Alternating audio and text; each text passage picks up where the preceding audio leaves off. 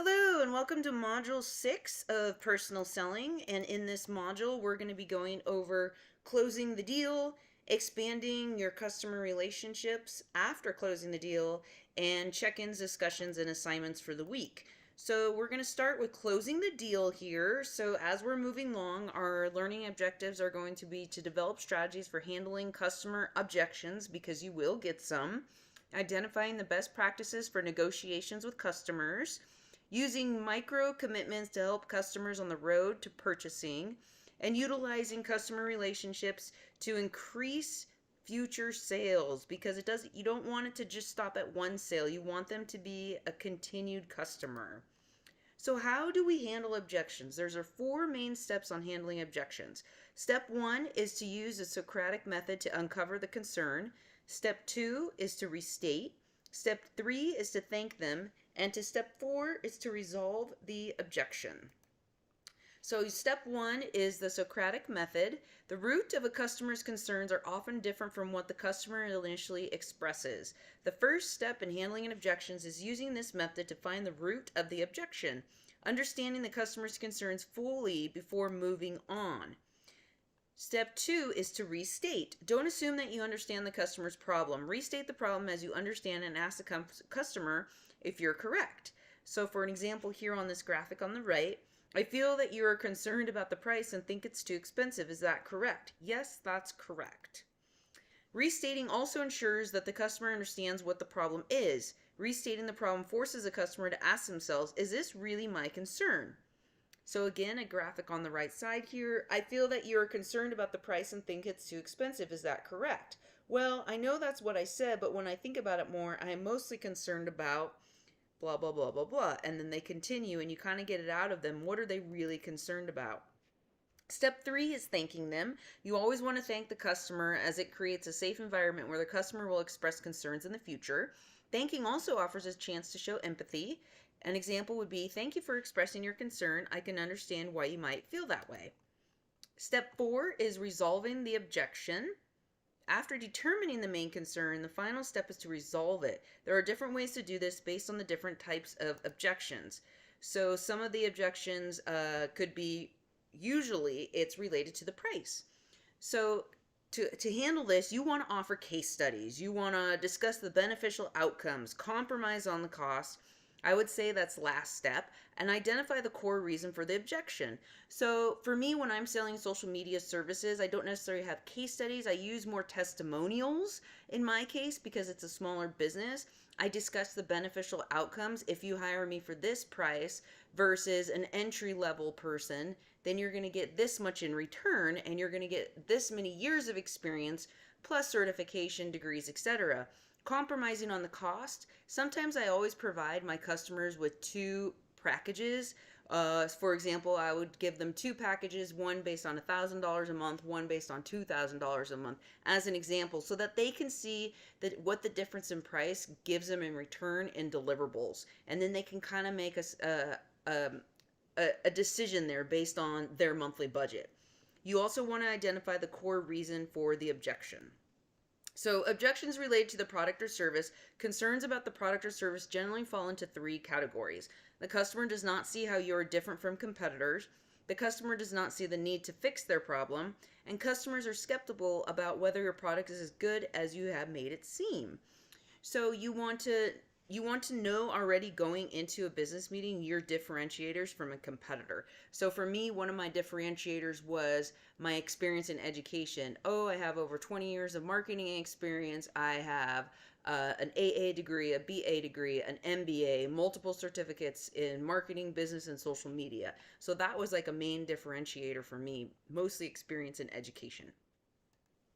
Objections where the seller is putting off a decision, such as being non-committal. So be upfront with the customer and ask them if they think the product is a good fit for them. Tell them it's okay if the answer is no. You don't want to waste anyone's time. Some of these meetings go a half an hour. Sometimes it takes 1 or 2 hours to even create a proposal, which would be the next step. You don't want to waste your time doing this. That could be time getting a client that's more of a qualified lead. So just be upfront and honest. If you think that a customer is truly interested but feeling nervous about making a decision, go ahead and give them the time that they need, but make sure to schedule a follow-up. Say, hey, I realize you're on the fence about this, you're having some doubts, you need to think about it, discuss it. How about we set up a follow-up meeting 1 week from today, and you can come back with any questions or concerns you might have. So again, don't waste your time chasing customers who aren't interested. Time is money. Negotiation tactics. This is going to take practice here. In a negotiation, each side brings their most important priorities and then compromises so that each party can get what is most important. Much of a salesperson's job is to negotiate. The salesperson ensures that the company's priorities are accounted for while making sure that the customer is always happy. So when you negotiate, you want to listen more than you talk, which is going to be very hard, especially if you're a salesperson and you talk a lot. Know what's most important to you. Customer-oriented framing, the way you frame or word things. Considering the stage you are setting, be confident in the value you offer, which is really hard for a lot of entrepreneurs. You need to know that you're giving a value and you're worth a certain price. Play for the long-term relationship and be willing to walk away. If it's really not a good deal, it's okay to say no. Another deal will come the way. Like, you're not going to close every single deal. So the sales process here, you start with prospecting, just kind of to reiterate the process. You start with prospecting, you go into a deep discussion, and this is actually where the closing phase begins. You have your demo or your proposal, and then your proposal review, and then you close the deal. So closing, while closing is the last stage of the sales process, closing is occurring throughout the entire sales process. If you have a good discovery meeting, then you can better meet the customer's needs, which increases the likelihood of closing the deal. Using micro commitments. Asking the customer to commit by signing a contract should not be the first commitment they are asked to do. Utilizing micro commitments throughout the entire process can help prepare your customer for the big commitment at the end. Micro commitments are smaller commitments or agreements the prospects makes leading up to the final decision to purchase. So some examples of micro commitments here. Under prospecting, agrees to the next meeting, invites others to the meeting, deep discussions, shares sample documents, agrees for a demo. You have your demo, agrees to a proposal review. Both parties sign an NDA, which is a non-disclosure agreement. I sign NDAs with all of my clients. There's a lot of information that I learn and am told that I cannot share with anyone else, and I do not have a problem with that. Proposal review, signs the agreement and sets up an implementation meeting, or sometimes an onboarding process. And then that's the closing the deal. So those are all the little baby steps to get there. After you close a deal, you still want to expand on your customer relationships. So maintaining these customer relationships. An account manager is a really popular job title, and it manages client relationships post-purchase. In smaller firms, you may get the sale and manage the customer post-purchase. However, in larger companies, the roles of getting the sale and managing post-purchase are separate jobs and are for separate people. So here's an example of a customer relationship. This was a winery client of mine, and after I started doing social media for them, I started doing public relations work for them. They hired me for another project to write their whole full-blown marketing plan and do market research for them. This owner here was also on the board of directors for a local nonprofit in the area, and that nonprofit ended up hiring me to do social media for a large event that they had every year. So it kept trickling to more and more social media services for me, just this one owner right here. So with salesperson's role in a customer renewal, you help the customer utilize the product's full value, and this keeps going and going. Follow up with the customer, answer questions, increase customer awareness of new features and versions of the product, decrease relationship costs, and build personal relationships. So in this particular case, I was selling a service, social media services and marketing services, but it could also work for products. It just depends on what you're selling. Renewing. So the vast majority of money that a customer brings to a company will come from orders placed after their first purchase. A client is measured by their customer lifetime value, which is the total value of the customer over the life of the relationship with the selling firm. This is why selling is not only about building custom relationships, but also about maintaining them. So if you work for a software company, there's always going to be updates and different types of software to purchase. So you have a client, they purchase a particular software for $50,000 a year, And in 3 years, a new upgrade comes out that's only $10,000 a year. So you try to sell them that new upgrade.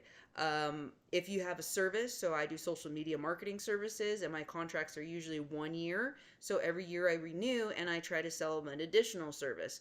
So with race directors for running races, I might start with, hey, I'm going to do social media services for your social media, and we're going to start with 10 posts a month, and it's a really small package.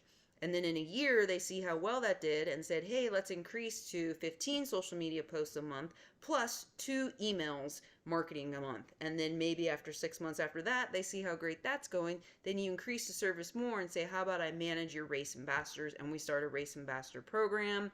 It can keep going on and on and on. So this is a great way of what we call upscaling, and you could do it for a product or a service. So selling a new product to an existing customer, I kind of just explained this, is much easier than selling to a non-existing customer. Upselling is when a seller invites customers to upgrade or purchase more expensive items or other add-ons in an attempt to make a more profitable sale.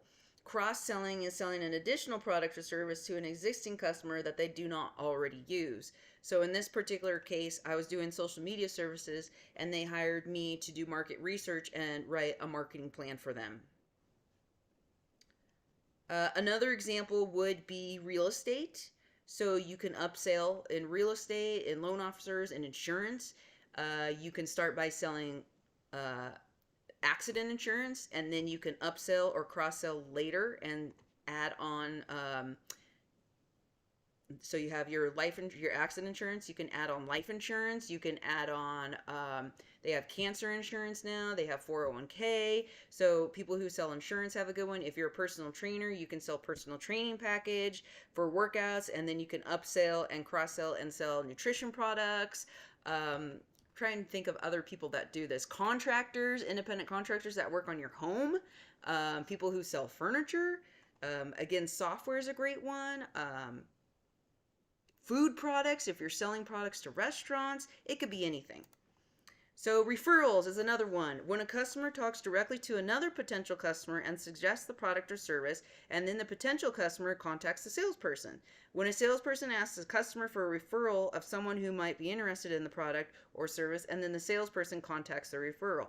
So when I had a running coaching business that was huge, this was before COVID, it was all on referrals. We barely did any marketing or promotions. It's, we started with this one runner, and she told her other friend, and then she told her other friend. Next thing you know, we have 20 runners running the same race that we're all coaching and selling a service to. Your customer may not have someone in mind that you could contact, but you can find someone in the customer's network and then ask them to introduce you. So for an example could be, Jasmine, we have really enjoyed partnering with you. One of the reasons we have been able to grow so fast is because we have received amazing referrals from customers like you. I was doing some research and noticed that you are connected with Mike from ABC Company and Dwight from XYZ. Do you think that any of them would be interested in how we have assisted you and your team? If they say yes, absolutely, then they can give you the referral. So that means they could start an email chain, or they just give that person your contact info, or they ask that person, hey, is this something that would interest you? And they connect you, what we like to call email introductions, where you email introduce the two people, and this is through a referral. References. Ask your best customers for their permission to give their contact information to potential buyers. You could even give them a discount for doing so. When a prospect customer seems reluctant because they do not know you well, offer a reference for them to call. So references could be, say you do landscaping and you put in a bunch of turf in someone's backyard and the backyard came out beautiful and you were very happy with the work. The customer was really happy for your work. When you're completed, you can ask them, hey, would you be a reference for me? Maybe you take pictures, you put them on the website, you use a testimonial, you put them on social media. But you want to take advantage of those positive relationships. And that's what we call references. Okay, so Module 6 assignments for this week. We have a check-in, which is based on a song. Discussion 5 is resolving concerns. Quiz 6 and assignment 5, post-sale interactions. Feel free to come to my office hours if you have any questions, concerns, or of course, always email me. Hope everyone has a great week.